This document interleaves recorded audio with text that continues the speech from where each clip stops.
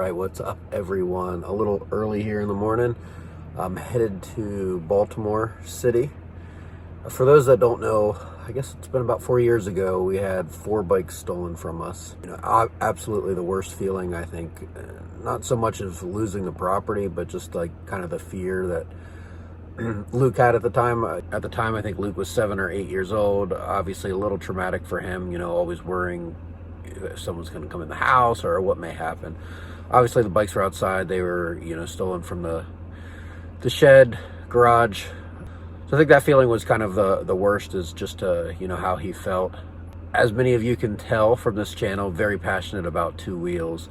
So we went on a hunt for the bikes, searched social media, found the bikes a couple days later in Baltimore on, someone's Instagram page. Obviously notified the police and started trying to find the bikes. It's kind of funny once you find out kind of who had the bikes posted. The rap sheet goes on and on. Attempted murder. It's like an endless rap sheet, and it's just like, how are these people still out and still doing stuff like this? But anyways, long story short, we were able to recover 2 of them pretty quickly. I found the one thanks to my friend Ryan on the Breezewood webpage, and that was my 350. Was able to kind of confront the guy. He totally ignored me. By this time, the guy was 3 or 4 people down the line of where they sold them. It was up in New Jersey. So I took out a Facebook ad on the Boyer Farm Track page and basically called out the guy in his hometown, targeted the ads to his hometown. I tried to, confront the guy before this. He wanted to ignore me. I told him he was going to regret it. He didn't. So next thing you know, took out that ad, and by the end of the night, he was calling me in tears. Please take this down. Everyone's in town is giving me a hard time. He had already sold the bike, and so what ended up happening is how I found out about this guy was from the guy that actually purchased the bike. So a little confusing there, but needless to say, we ended up meeting the guy that had the bike. The guy that I made the Facebook ad about, he ended up giving the money back to that guy, and then I got my bike back. So great story there. Everyone ended up in a good situation, and a really big shout out to the guy that reached out to me about the bike, the 350 being stolen, and giving me the contact. He could have been out a bike and the money, but luckily I kind of did the due diligence and got that other guy to bring the money back. The other bikes we ended up recovering kind of not quite the same way, but over time. And then the 4th bike was kind of eluding us for the past 3 years. Just got a call the other day though.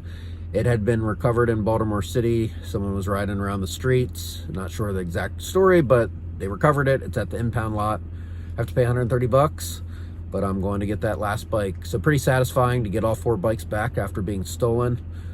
I know a little bit of a long story there, but we'll go ahead and head to Baltimore and get this last bike and see what shape it is in after 4 years of being in the streets in Baltimore. Black crow, white dove or black soul, wipe off my past clothes. I try to get away from it, not trying to let the vapors in. Time fly when you wasting it. Fast life, I was racing it, and I knew I had to pay for it. Always knew that I was made for this. My path, I paved. My path, my grave in it. So past lives, they hover over like crows, just like I hover over my code. All hail, almighty freedom I chose. Tall tales, my eyes see to my road. Don't look at the clock, I don't even got time. I seen people ride, I seen people stop, I seen people let it pass by. I seen evil, maybe that's why. I see needles next to that wine. I seen demons and I seen signs. I need reason, you don't need mine. Once I took a roll of that dice, that took control of my life. Twice I paid the toll for that price, nights and days. All right, so finally arrived down here at the towing division. Just waiting for my appointment, and about 10 minutes early. So we'll get back to the bike and see how it looks. But in the meantime, if you want to drop a comment down below on what's the best way to kind of protect your bikes from being stolen. Obviously, I think, number one option is have insurance, so you have that peace of mind and not worry. But for most of you, I'm sure you don't want your bike stolen regardless if you're going to get a check. So what would you do, or what are some best practices that you do to avoid your bike being stolen? I think that will help a lot of the people maybe watching this video. Alrighty, so we'll wait here for a few minutes and then we'll go check out the bike. Alright, as you can see, the gates are closed, or they have a little chain with a closed sign. It says it doesn't open until 8:30, but I had an 8:15 appointment. I got things to do, so I climbed the thing and just walked in and started getting yelled at to get out. And I was like, I got an 8:15 appointment. What do you want me to do? And they just kept yelling, get out. So I came out here, and then the lady came back out, and she was nice. But I get it, but I was kind of confused. They say it don't open till 8:30, but you make me an 8:15 appointment. I'm trying to get my bike and get out of the city. So now I guess they have to go down and pull my bike out of the mass pile of bikes down there. And then they'll let me drive back there, load up the bike, and then get out of here and get home. The wait continues to see how the bike is. All right, 2.5 hours later, finally headed back to the yard, following this tow truck, seeing how the bike is. What a wait, what a process. I guess there's a ton of bikes that move out of the way.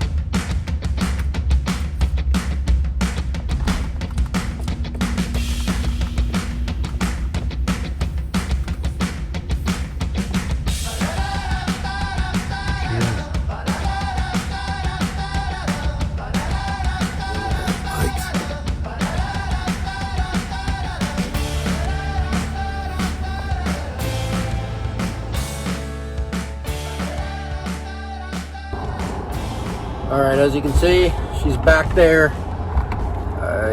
What a process. Obviously the bike is pretty beat up. I mean, the plastics don't look horrible, I guess, for being here for three years or 4 years, however long it's been.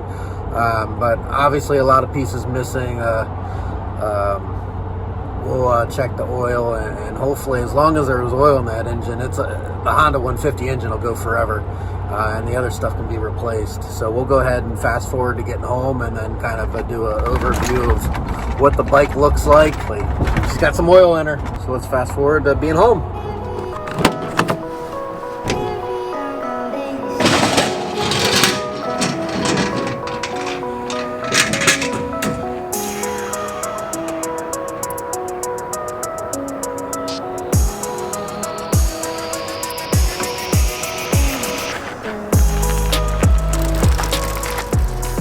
All right, so just made it home.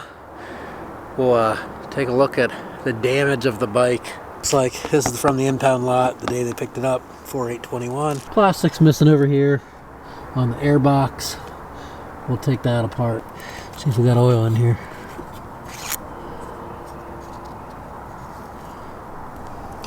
So there is oil in there. It doesn't look bad. Obviously, I'm going to drain that, but that's a good sign that there's actually oil in the engine. That was my biggest fear. See the exhaust here. I guess maybe this is for more room for clearance, but obviously been bent up from wheelies, scraping some fenders here. It did have bark busters on whenever it got stolen. Took them off, and you know what? If they left them on, they wouldn't have had to replace this lever here. This is a different lever that they probably stole off another bike. Obviously they don't have access to bolts, so they use this little tie here, hold on the lever. See the front brake's been bent in, so they can grab it there. Obviously been dropped here. You can see some of the road rash. Once again, if they left the bark busters on, it wouldn't be so bad. But we'll replace get some new bars on here, some pro tapers, different levers. Go through all the fluids, because it has been 4 years, so we'll do the brake fluid. The ignition switch here, obviously where the key went, they kind of got rid of that and hot wired it in so it could start. The rear tire here, not as bad. Obviously, they don't ever turn with it. These knobbies are still brand new on the side. Chain, I mean, not horrible for not being ever lubed, I'm sure. I'm guessing whoever had this maybe didn't maybe actually kept it inside. It's the standard stuff. You can tell it's crashed. Side case is a little scruffed up. Shifter bent. Foot pegs bent. But nothing major there. Same tires on from when they took it. But no knobbies, just from riding on the road. Pretty sure this is the same dirt I had on here when it left 4 years ago. Had got me some nice grenade bling there. Front brake pads are in really good shape, of course, because they probably don't use the front brake. It's just the back brake on this to help with their wheelies. That's a drum brake. So we'll take this apart and go through it. But overall, I mean, I was shocked on the shrouds. Shrouds still look pretty good. Just a couple bolts missing. Obviously go through this, we'll grease everything. Cut the little vent cap here. So go through, drain the gas, kind of go through it all, change the oil, and fix a few of those things. But for being in the hoods of Baltimore for close to 4 years, I really can't complain. This is probably the best bike that's come back to me besides my 350 that I found right away.